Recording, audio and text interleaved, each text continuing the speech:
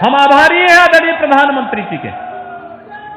यह देश वंदे मातरम का 150 वर्ष पूरे होने के उपलक्ष्य में समारोह आयोजित कर रहा है, राष्ट्रगीत के समारोह आयोजित कर रहा है। और कल वंदे मातरम राष्ट्रगीत को राष्ट्रगान के समकक्ष रख करके इसके अपमान को संज्ञेय अपराध की श्रेणी में रख दिया गया है। अगर कोई भी अब भारत के प्रतीकों का अपमान करेगा तो उसको सजा होगी। याद करिए, आज से 9 वर्ष पहले आप लोग यूपी के बाहर जाते थे, अपनी पहचान छुपाते थे।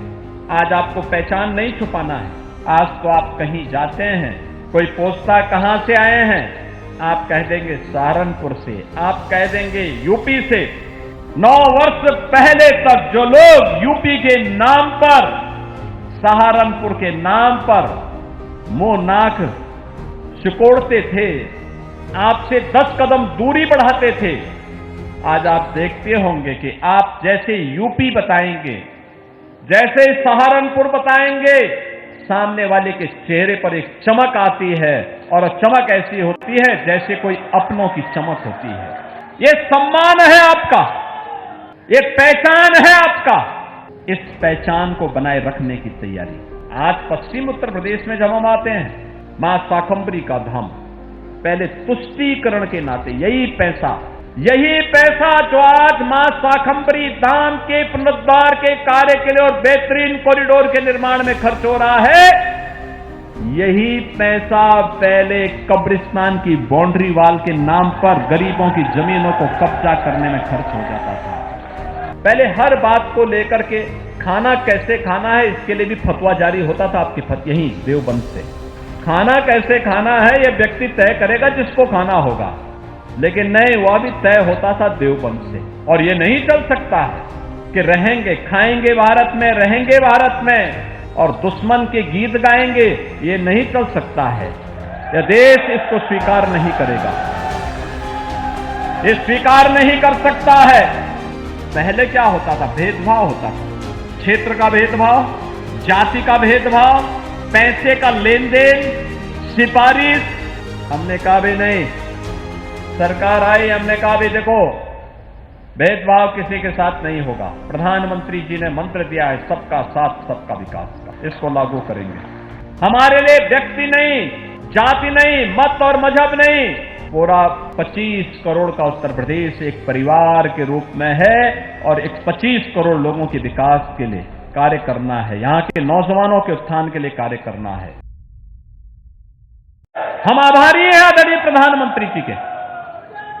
यह देश वंदे मातरम का 150 वर्ष पूरे होने के उपलक्ष्य में समारोह आयोजित कर रहा है, राष्ट्रगीत के समारोह आयोजित कर रहा है।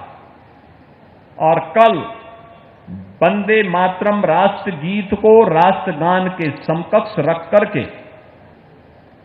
इसके अपमान को संज्ञेय अपराध की श्रेणी में रख दिया गया है। अगर कोई भी अब भारत के प्रतीकों का अपमान करेगा तो उसको सजा होगी। और यह नहीं चल सकता है कि रहेंगे, खाएंगे भारत में, रहेंगे भारत में और दुश्मन के गीत गाएंगे, ये नहीं चल सकता है। यह देश इसको स्वीकार नहीं करेगा, ये स्वीकार नहीं कर सकता है। और इसीलिए कल राष्ट्रगीत के रचयिता को एक विनम्र श्रद्धांजलि है राष्ट्र की। यह विकास ही आपके उज्जवल भविष्य की आधार बनने वाली है। यही आपकी प्रगति को और विकसित भारत और विकसित उत्तर प्रदेश के संकल्प को आगे बढ़ाएगा। आज पश्चिम उत्तर प्रदेश में जब हम आते हैं, मां शाकंभरी का धाम, नवरात्रि के दौरान लाखों की संख्या में श्रद्धालु आता है। अलग अलग राज्यों से आता, उत्तर प्रदेश के साथ उत्तराखंड, हरियाणा, दिल्ली, पंजाब, राजस्थान, अन्य जनपदों से बड़े पैमाने पे लोग आते हैं, बड़े पैमाने पे लोग आते हैं। वे दर्शन करते हैं, भूत होते हैं। बहनों और भाइयों, यही स्थिति आखिर उसका भी तो पुनरुद्धार होना चाहिए। पहले तुष्टीकरण के नाते यही पैसा जो आज मां शाकंभरी धाम के पुनरुद्धार के कार्य के लिए और बेहतरीन कॉरिडोर के निर्माण में खर्च हो रहा है, यही पैसा पहले कब्रिस्तान की बाउंड्री वाल के नाम पर गरीबों की जमीनों को कब्जा करने में खर्च हो जाता था। याद करिए, अच्छी सरकारें चुनी जाती है तो हमने सड़क के लिए वही पैसा दिया है। ये जनप्रतिनिधिगण, मंच पर बैठे हुए जनप्रतिनिधियों के द्वारा जो विकास के कार्यक्रमों को आगे बढ़ाया जा रहा है, बड़े बड़े विकास के कार्य लाए जा रहे हैं। कहीं स्पोर्ट्स कॉलेज है, कहीं 2 लेन की सड़क है, कहीं 4 लेन की सड़क है, कहीं कॉरिडोर का निर्माण है, कहीं आरसीसी नाला है, कहीं विश्वविद्यालय है, कहीं पे महाविद्यालय है। ये वही पैसा है जो पहले तुष्टीकरण की भेंट चढ़ता था। आज तुष्टीकरण नहीं, आज जो संतुष्टीकरण का कारण बन रहा है, आम जनता की संतुष्टि का कारण बन रहा है। आपने देखा होगा, लोकार्पण के तत्काल बाद हम लोगों ने यहां पे कुछ विभिन्न वेलफेयर की स्कीम को मंच पर लोगों को उपलब्ध करवाया है। ये केवल कागजी घोषणा नहीं है। आप याद करिए, सुरक्षा का माहौल पैदा हुआ। देखिए कितना अंतर आता है। पहले हर बात को लेकर के खाना कैसे खाना है, इसके लिए भी फतवा जारी होता था आपके यहीं देवबंद से। खाना कैसे खाना है यह व्यक्ति तय करेगा जिसको खाना होगा, लेकिन नहीं, वह भी तय होता था देवबंद से। कौन? ब्रजेश सिंह नहीं करते थे, कुछ और लोग इसका ठेका ले चुके थे। लेकिन उनको लगा कि व्यक्ति की स्वतंत्रता में बाधा नहीं बननी चाहिए, देश की सुरक्षा में कोई सेंध नहीं लगनी चाहिए। इसके लिए उन्होंने कहा कि यहां पे फतवे नहीं, देश की सुरक्षा का एक सेंटर बनना चाहिए। हमने कहा यहां पे एटीएस का एक सेंटर हम दे देते हैं, एंटी टेररिस्ट स्क्वाड बनकर के तैयार हो गया है, चालू भी हो गया है। अब हमारे एटीएस के कमांडो निगरानी करते हैं। कोई भी देशद्रोही सिर उठाएगा तो उसका काम तमाम होना तय है। कोई भी सुरक्षा में सेंध लगाएगा तो उसका अंजाम भुगतने को तैयार होगा। नौजवान के भविष्य के साथ जो खिलवाड़ करेगा उसको भी पता होगा कि क्या होने वाला है। पहले क्या होता था? भेदभाव होता था, क्षेत्र का भेदभाव, जाति का भेदभाव, पैसे का लेन देन, सिफारिश। हमने कहा भी नहीं, सरकार आई, हमने कहा भी देखो भेदभाव किसी के साथ नहीं होगा। प्रधानमंत्री जी ने मंत्र दिया है सबका साथ सबका विकास का, इसको लागू करेंगे। हमारे लिए व्यक्ति नहीं, जाति नहीं, मत और मजहब नहीं, पूरा 25 करोड़ का उत्तर प्रदेश एक परिवार के रूप में है और एक 25 करोड़ लोगों के विकास के लिए कार्य करना है, यहां के नौजवानों के उत्थान के लिए कार्य करना है। हमने पहले कहा माफिया प्रवृत्ति को पूरी तरह समाप्त करेंगे। आज उत्तर प्रदेश माफिया मुक्त है, गुंडा मुक्त है, कर्फ्यू मुक्त है। अब कोई जन्माष्टमी में रोक नहीं लगा सकता, अब कोई कावड़ यात्रा को रोक नहीं सकता है। अब आपकी विरासत से जुड़े हुए किसी भी कार्यक्रम पर किसी की को दृष्टि नहीं लगेगी। आज किसी बहन और किसी बेटी की सुरक्षा पे कोई हाथ डालने का दुस्साहस नहीं कर सकता है। आज किसी अन्नदाता किसान का कोई शोषण नहीं कर सकता है। आज किसी व्यापारी का कोई अपहरण करने का दुस्साहस नहीं कर सकता है। और अगर किसी ने किया तो फिर उसका अंजाम भी क्या होगा यह भी वो जानता है। याद करिए, आज से 9 वर्ष पहले आप लोग यूपी के बाहर जाते थे, अपनी पहचान छुपाते थे। आज आपको पहचान नहीं छुपाना है। आज तो आप कहीं जाते हैं कोई पूछता कहां से आए हैं, आप कह देंगे सहारनपुर से, आप कह देंगे यूपी से।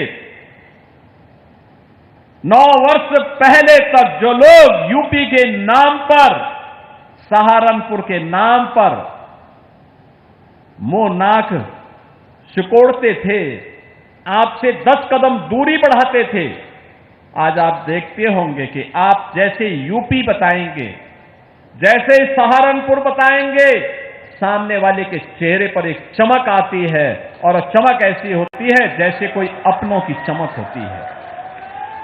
ये सम्मान है आपका, ये पहचान है आपका। इस पहचान को बनाए रखने की तैयारी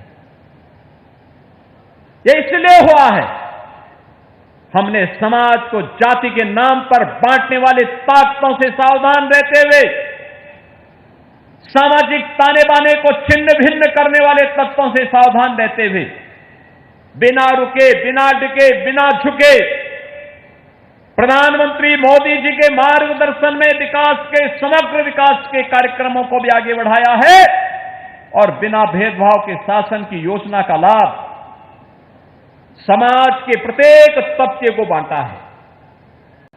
प्रत्येक तबके को, वंचित को वरीयता मिली है, पिछड़ों को प्राथमिकता मिली है,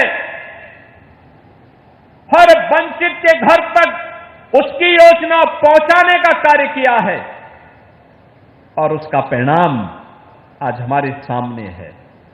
बहनों और भाइयों, आज मुझे अच्छा लगता है, एक साथ विकास की प्रक्रिया के साथ पूरा उत्तर प्रदेश आगे बढ़ रहा है। क्या सहारनपुर, क्या बिजनौर, क्या शामली, क्या मुजफ्फरनगर, क्या मेरठ, क्या बुलंदशहर, क्या बागपत, हर ओर एक स्वस्थ प्रतिस्पर्धा विकास की हो रही है, और विकास का कोई विकल्प नहीं। विकास में बाधक जो तत्व हैं वे जाति के नाम पर बिखराव लाने का प्रयास करेंगे, लेकिन बंटना नहीं है, विभाजित नहीं होना है। ये तुष्टीकरण की राजनीति करने वाले, फतवे की संस्कृति पर विश्वास करने वाले, गुंडों को प्रश्रय देने वाले, बहन और बेटी और व्यापारियों की सुरक्षा में सेंध लगाने वाले तत्व अपने काले कारनामों को छुपाने के लिए जाति का सहारा लेते हैं।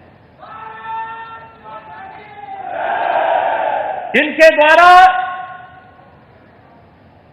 जब भारत की परंपरागत सनातन संस्कृति पर प्रहार होता है, इनके मुंह में फेविकोल लग जाता है, ऐसे लगता है जैसे कि कुछ हुआ ही ना हो।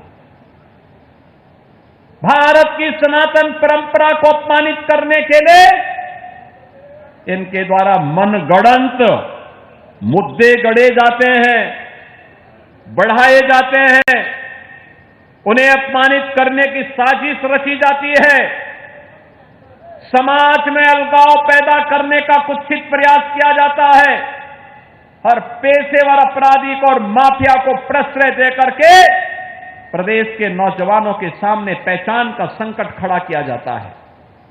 अभी 29 अप्रैल को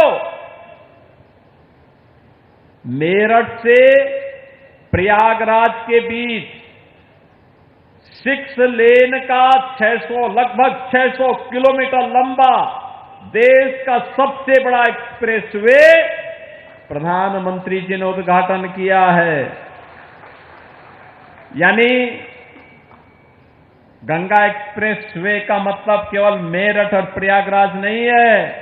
अगर सहारनपुर वासियों को लखनऊ या प्रयागराज जाना होगा तो लखनऊ जाने के लिए 6 घंटे और प्रयागराज जाने के लिए 7.5 घंटे की दूरी में वह प्रयागराज पहुंच सकते हैं।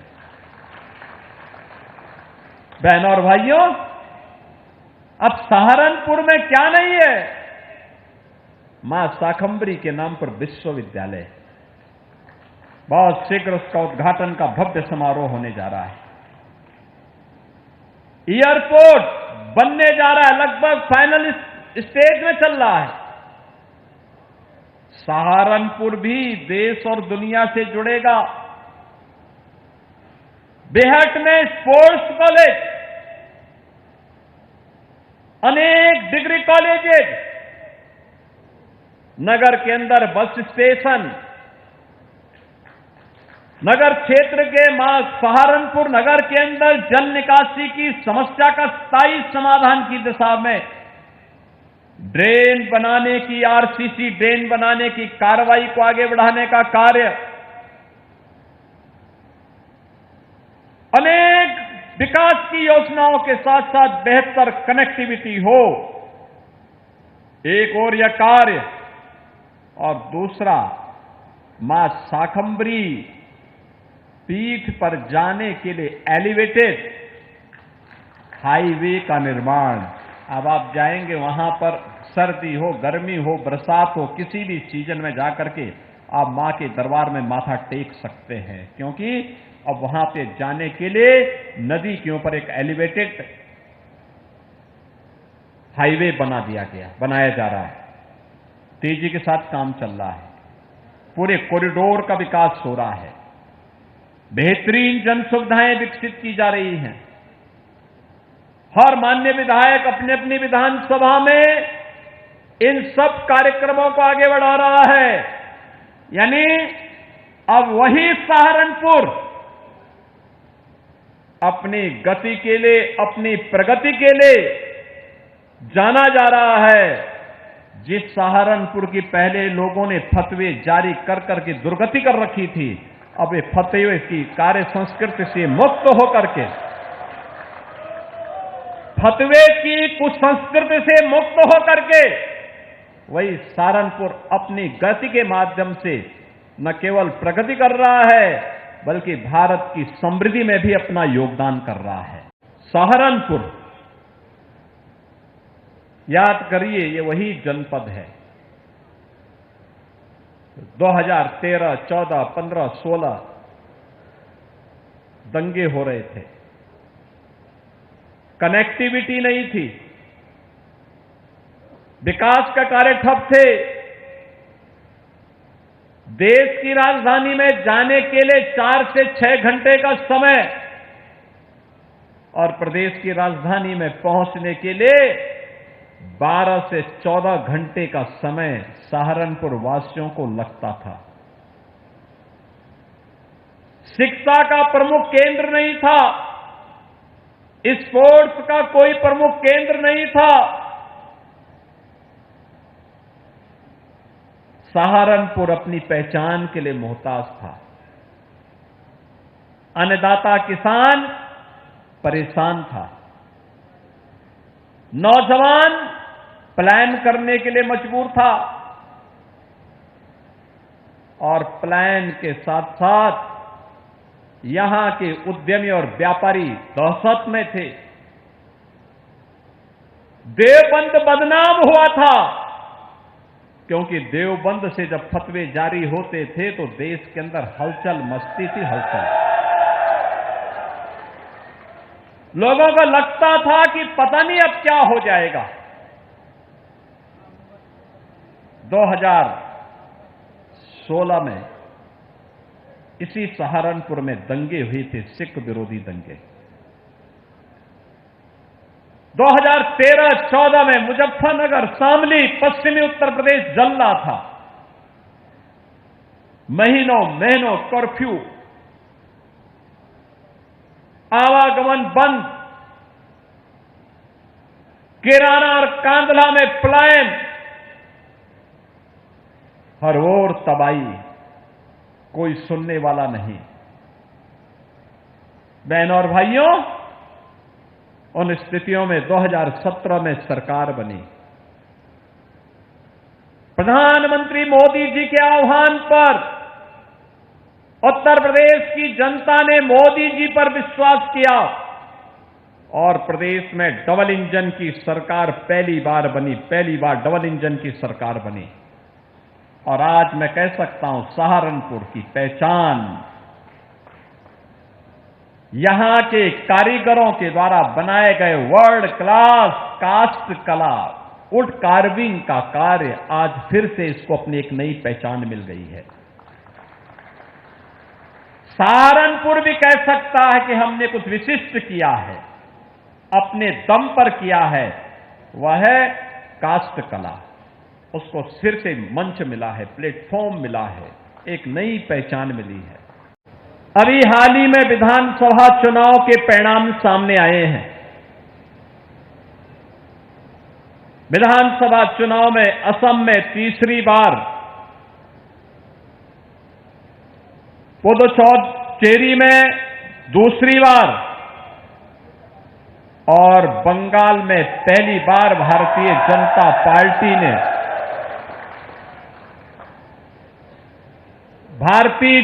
पार्टी ने सरकार बना करके सभी उन राजनीतिक विश्लेषकों को आईना दिखाने का काम किया था, जो समाज के विभाजन के लिए लगातार तमाम प्रकार की व्यूहरचना कर रहे थे।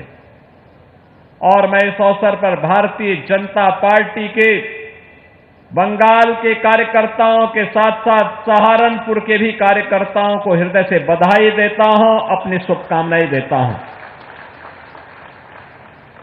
बहनों और भाइयों, इस विजय ने यह बात साबित की है कि जनप्रतिनिधि जनता के बीच में अगर सक्रिय रहे, सरकार जनभावनाओं का सम्मान करे, सुशासन के लक्ष्य को पूरी प्रतिबद्धता के साथ लागू करे और बिना भेदभाव के शासन की योजना को वहां तक पहुंचाने का कार्य करेगा, तो सरकार फिर से रिपीट करेगी। अन्यथा जनता जनार्दन देश के साथ धोखा देने वाले, भारत की संस्कृति के साथ धोखा देने वाले, भारत के राष्ट्रवाद को नुकसान पहुंचाने वाले राजनीतिक दलों को दफन करने में भी बहुत देर नहीं लगाएगी। चुनाव परिणामों ने इस बात का स्पष्ट संकेत किया है। ये शुभ संकेत है। जो लोग जाति के नाम पर बांट करके सामाजिक ताने बाने को छिन्न भिन्न करना चाहते थे और उसके माध्यम से देश को कमजोर करना चाहते थे, उन लोगों के लिए एक आईना है ये परिणाम। ये चीजें दिखती हैं कि अब समाज विभाजित नहीं होगा, बल्कि विभाजनकारी ताकतों के मंसूबों को विभाजन करके राष्ट्र की एकता और अखंडता का शंखनाद अपने प्रचंड बहुमत से करेगा और राष्ट्रवाद पर लगने वाली एक एक मोहर राष्ट्र के प्रति हमारे कर्तव्यों के निर्वहन की भी एक नई गाथा को आगे बढ़ाता है।